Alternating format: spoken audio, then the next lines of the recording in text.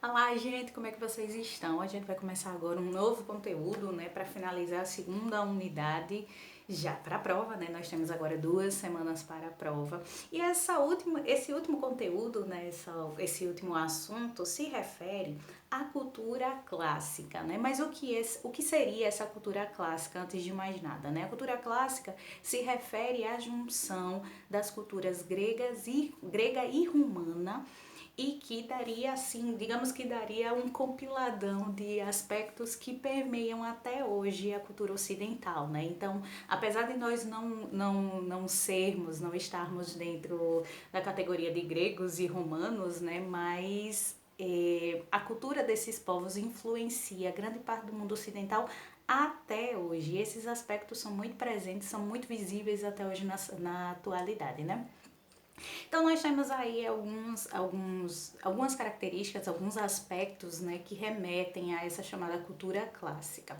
Primeiramente, a gente tem que observar a arquitetura, né? Quem já teve a oportunidade de visitar um museu, quem já teve a oportunidade de visitar alguns prédios clássicos, vai ver que existem algumas características na arquitetura desses prédios que remetem à cultura clássica. No livro de vocês, eu vou pegar esse exemplo do livro, né, porque é mais fácil para vocês acompanharem. A gente vai ter aqui um prédio, e esse prédio, tá vendo essas colunas aqui? Isso seria uma grande prova da influência dessa cultura clássica na arquitetura, e até hoje a gente encontra muitos prédios, a gente encontra muitas características que remetem a isso. Não só as colunas, apesar de existir vários tipos de colunas e todos eles muito utilizados dentro da Antiguidade Clássica, no período da Antiguidade Clássica, né? Mas essa é só uma característica, né? Na verdade, não é a totalidade. Outro aspecto que a gente observa dessa influência da antiguidade clássica na sociedade vem em situações bem pontuais, mas que são bem presentes na vida da gente, como, por exemplo, a influência dessa cultura no esporte, né? Como assim no esporte? A gente tem um grande evento mundial esportivo que acontece de 4 anos, que todos sabemos, né? As chamadas Olimpíadas, né? As Olimpíadas não são uma invenção moderna. As Olimpíadas, elas surgiram justamente na Grécia. E vocês tiveram a oportunidade de ler um texto que falava sobre a Batalha de Maratona, né, durante as Guerras Púnicas. Guerras Púnicas não, perdão, as Guerras Médicas, né? Eu estou confundindo os dois povos. Guerras Púnicas em Roma. As guerras médicas, né, as guerras entre gregos e persas. E durante as guerras médicas a gente tem esse episódio aí chamado a Batalha de Maratona, né, em que o personagem ele corre muitos quilômetros e quando ele chega em Atenas para falar que os atenienses haviam ganhado a guerra, ele acaba morrendo. E aí se estipula ali, né, que a partir daquele momento, a chamada maratona, que seria um evento em homenagem a esse rapaz, né? A maratona é um dos esportes que até hoje quem acompanha sabe que durante ali os festejos de fim de ano, né, antes do Réveillon, a gente tem a conhecida, a famosíssima maratona de São Silvestre, né?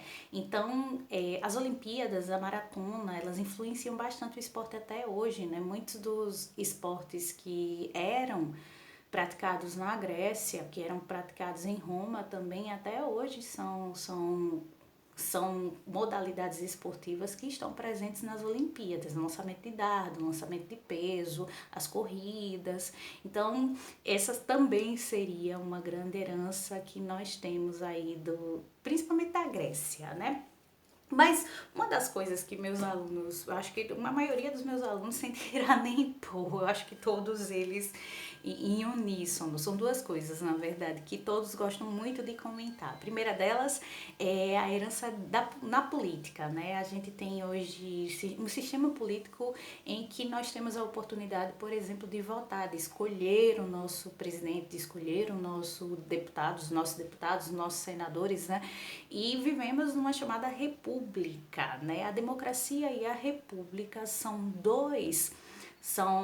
duas heranças dessa antiguidade clássica. A democracia da Grécia e a República de Roma. E até hoje nós, do setor político, nós utilizamos ainda muito essas instituições, né? São muito importantes para a manutenção da política, não só no Brasil, em diversos lugares, né? E a outra característica que também é extremamente citada, extremamente...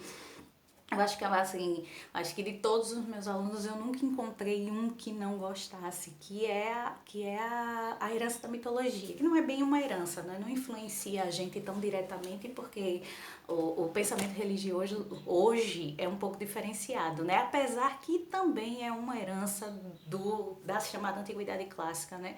Se formos pensar o cristianismo dentro daquele contexto do Império Romano.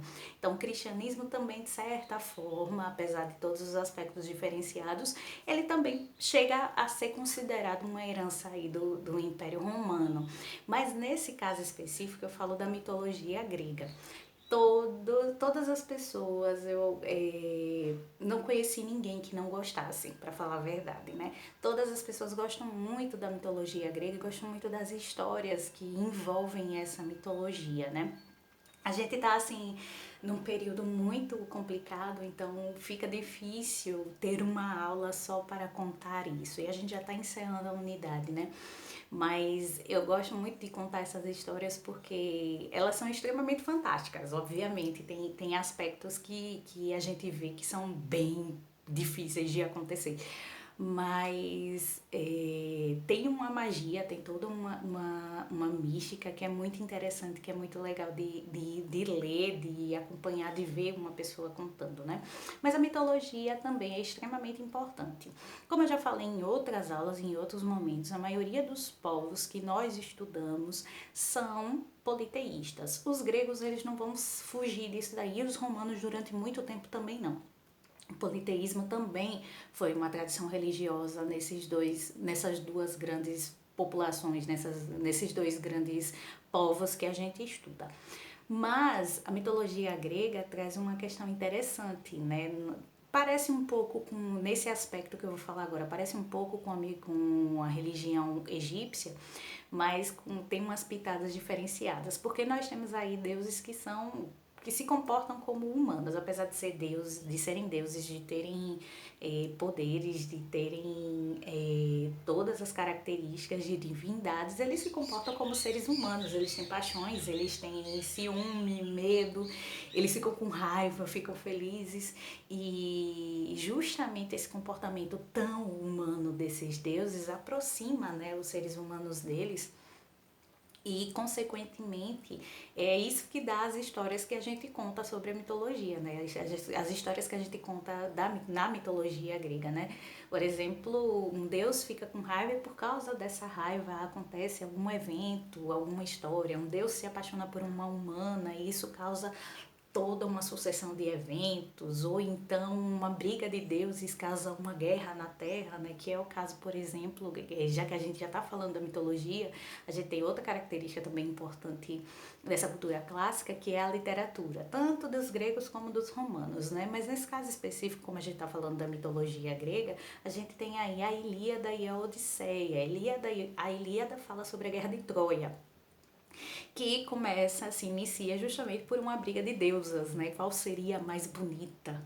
E aí elas jogam essa escolha para pares, um humano, e essa difícil escolha é que dá a sucessão de eventos que finalizarão na Guerra de Troia. E a Odisseia fala justamente do fim da Guerra de Troia e da volta de Odisseu para sua casa, né, na ilha de Ítaca, onde a sua esposa o espera, o seu filho o espera, né? São histórias muito interessantes e que acabam tendo ali os deuses todos mexendo e influindo na vida das pessoas. Em Roma a gente também vai ter uma literatura muito forte, né? Quem nunca escutou alguma historinha que tinha uma moral no final, né? Vai dar, olha, aconteceu isso com um personagem. E esse personagem, obviamente, tem alguma coisa para lhe ensinar a criatura. São as chamadas fábulas, né? A raposa e as uvas, a lebre e o sapo. O sapo não, Aline, a lebre é tartaruga. A lebre e a tartaruga. Que não é uma tartaruga, viu, gente? Porque tartarugas são marinhas. Seria um cágado mesmo. A lebre e o jabuti, por exemplo. Então, nós temos essas fábulas que são importantes porque elas trazem também uma moral, né? Servem como ensinamentos para as pessoas. Mas a gente não vai ter isso. A gente vai ter tragédias gregas, a gente vai ter as comédias, a gente vai ter uma literatura riquíssima, uma literatura filosófica também, como o Banquete de Platão e tantos outros livros de filosofia de Platão, de Aristóteles e de Sócrates, que são também muito estudados até hoje e fazem parte desta chamada cultura clássica, né?